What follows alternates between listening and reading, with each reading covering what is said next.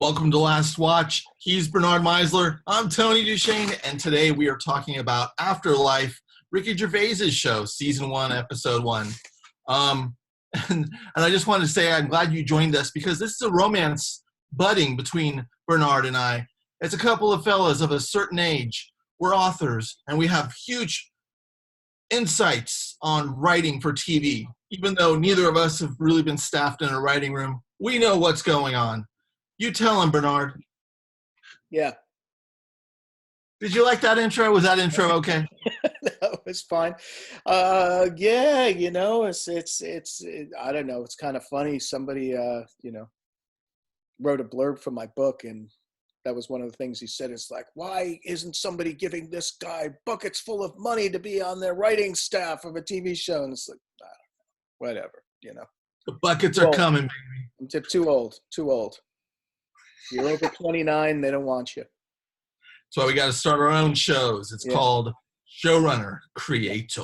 Or it's called The Last Watch. The Last Watch. Unfortunately, I just realized that there's actually a pretty well-known podcast that talks about TV shows called The Watch. Oh. Well. Oh, well. Yeah. Maybe we'll get some of their traffic by accident. Hey, how you guys doing? We're better than they are. I'm telling you, we're better than they are. Yeah. I don't know who they are, but we're better than they are, and we're humble. Yeah, and I was kind of jealous because I saw that not only do they have their own show, they got Tony Dalton to as a guest on their podcast. I'm like, wait, come on, Tony, you're welcome here too.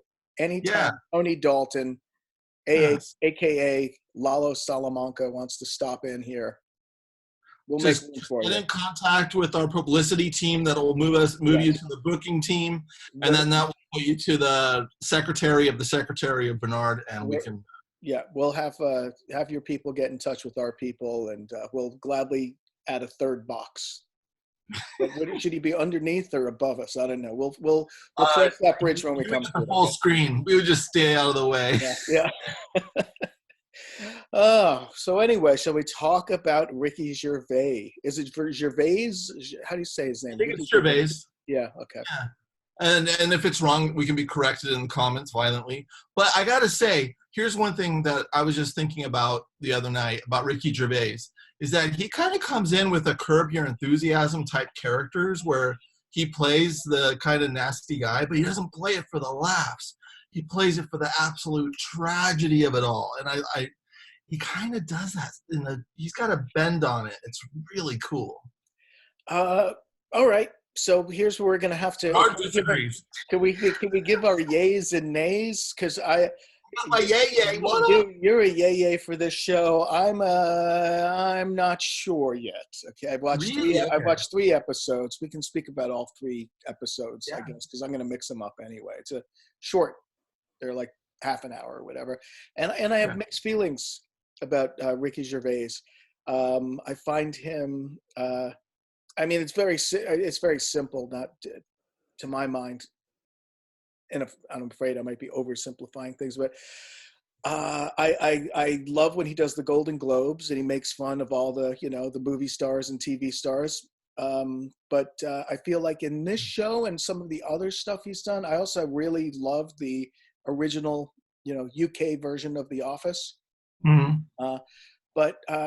And he's got a penchant, and I see it a lot in this show, for punching down, right? Mm-hmm. Where I don't know. I was thinking exactly along the same lines about his character versus the character of Larry David, as on shown on Curb Your Enthusiasm, and there's just like a mean streak to Ricky Gervais, I think, that kind of makes me feel uncomfortable, and not necessarily in a good way, like the Larry David makes it. Larry David is always kind of like the butt of his own jokes. You know what I mean? Even when he says something rude or stupid or completely socially unacceptable, that everyone, to where Susie's like, get the fuck out of my house, Larry, right? Right. He always kind of pays for it. And I don't know. There's something about Ricky Gervais that kind of makes my skin crawl, I guess I should say. I'm trying to remember because I just watched the pilot again because I binge. Did I watch all of season 2 yet? I can't remember. But he does there is growth. He realizes he's being a dipshit. Okay. But I love that he just stays an asshole and doesn't get out of it. And then he starts to grow and learn and go, wait a second, I need to get on with my life. Okay. What's interesting is he's dealing with a wife that he loved who killed herself or not, who died of cancer. Right. And then he's trying to figure out how not to kill himself. Right. That's where I get excited. I'm like, a show on how not to kill yourself? I'm in. Yeah.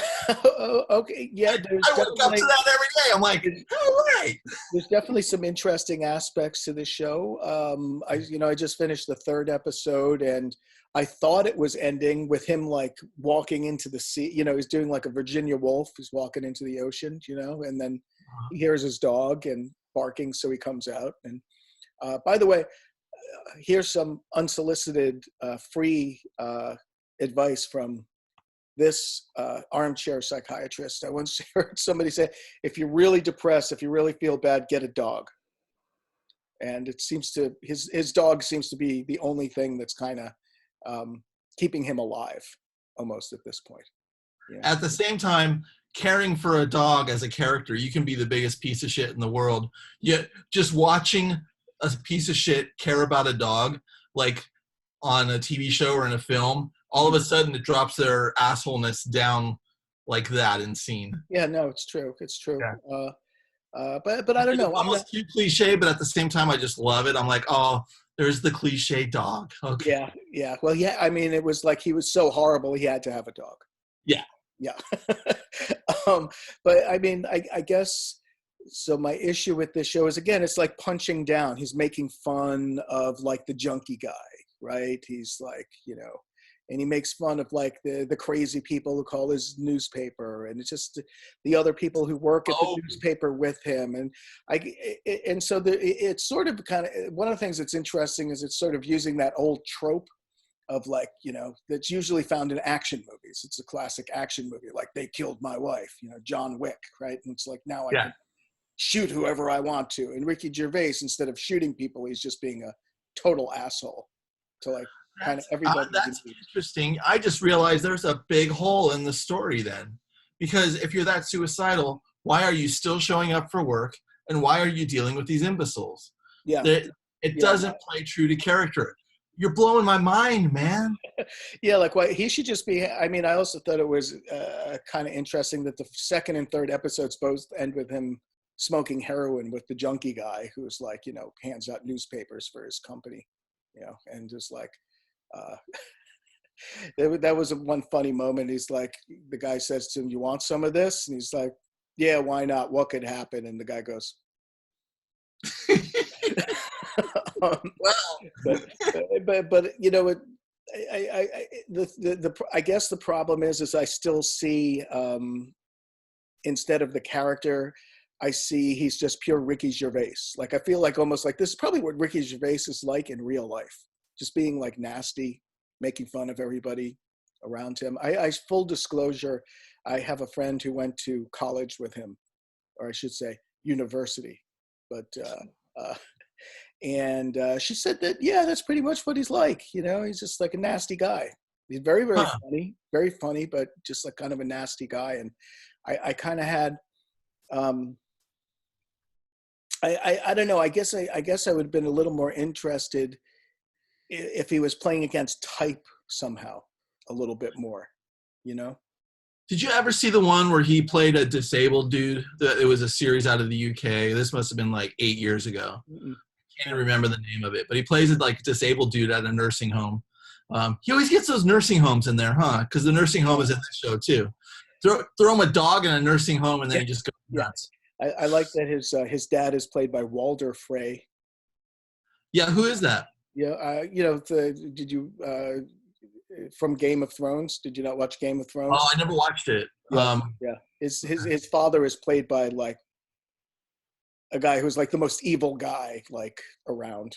Yeah. Whatever. Yeah, it's kind of, and I can't help it. Like when I see these players who were like in Game of Thrones and had these like kind of iconic characters in that show. And I'm like, oh, look, there he is. That the worst man in the world is his father. And you got to wonder if he was thinking of that when he cast him too. Because many people have seen Game of Thrones, which is another show that we could talk about sometime, but we shouldn't because everybody else. Well, you can throw me into the fray because I haven't seen an episode. Not that I'm proud of it. I think I was just really busy when it came out, and I was like, I can't do this. You know, I'm already taking cold showers every day because of all the non-sex I'm having. I can't add this to my plate.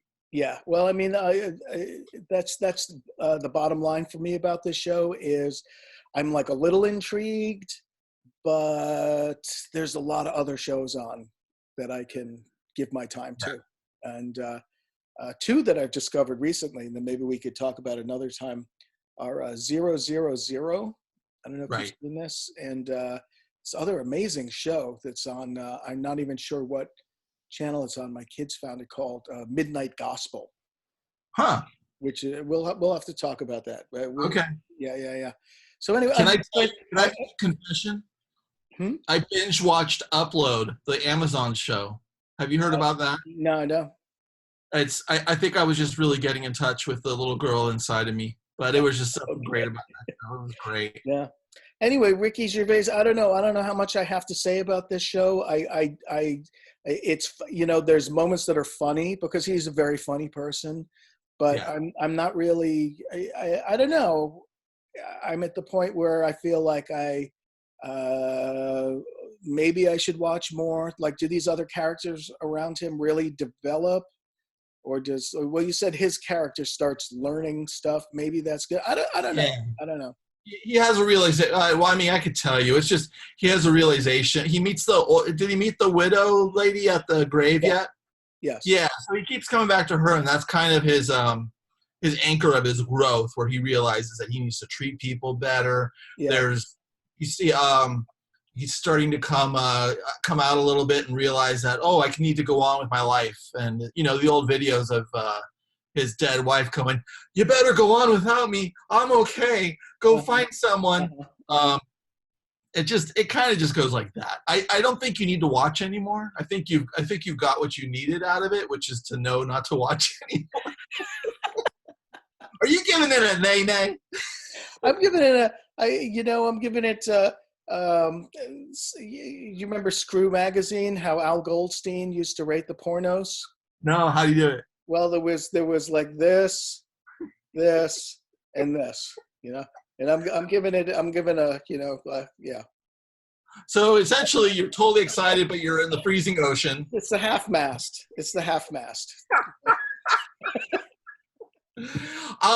You know, fans, if you love Ricky Gervais, you always change my mind because I was at this. You know, I was at this, the shaking one, right? Yeah. And now I'm kind of like here. Yeah, you were at the Viagra overdose level there. Yeah. Yes. I was like, it's been 6 hours, man. Call your doctor, Tony. Jeez. All right. So yeah, that's, you know, I give it a, you know, it's a half mast. I may watch it more. I may not, but I'd say if you love Ricky Gervais, then sure, check it out. It's out there. I hadn't even heard about the show. I didn't know it was around. It's called Afterlife. It's on Netflix. And, you know, yeah. Anything else you want to say? It's just great working with you, and I'll see you next week, Bernard. All right, Tony.